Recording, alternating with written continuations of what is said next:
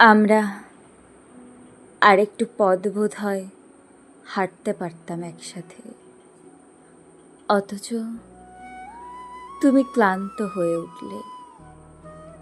পায়ের পথে ক্লান্ত হলে পথিক একটু জিরিয়ে নিয়ে আবার হাঁটতে পারে, কিন্তু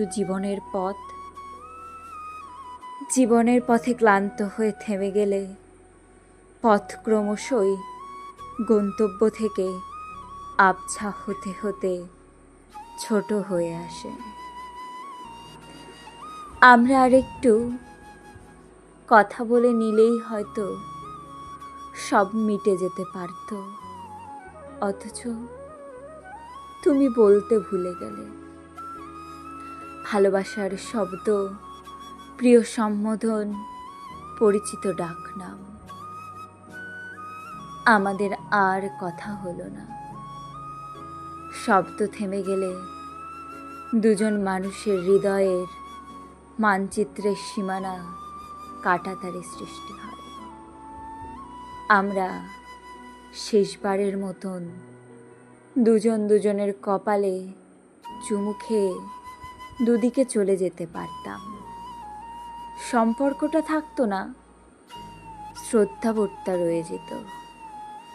অথচ তুমি কি ভীষণ অভিমানী, মুখ না ফিরিয়েই চলে গেলে। ফিরে তাকালেই হয়তো দেখা যেত দুজনার চোখ কি অদ্ভুত রকমের আগ্রহ নিয়ে ফিরে আসবার অপেক্ষায় চেয়ে আছে। বনিবনা না হলে চলে যাওয়াতে অন্যায় কিছু নেই, তবে অভিযোগ জমিয়ে রেখে চলে যেতে নেই। শেষ চেষ্টাটা বোধ হয় করাই যেত, অথচ তুমি সমস্ত অভিযোগ বুকে চেপে চলে গেলে। অনেক সময় জমানো প্রেমের চেয়ে কখনো কখনো বোধ হয় ক্ষণিক সময়ের অভিযোগগুলো ভারী হয়ে ওঠে। আমরা আরেকটু পথ চাইলেই বোধ হয় পাখির মতো ডানা মেলে ঝাপটে একসাথে উড়ে যেতে পারতাম, অথচ আর আমাদের ওড়া হলো না, হবে না কখনো।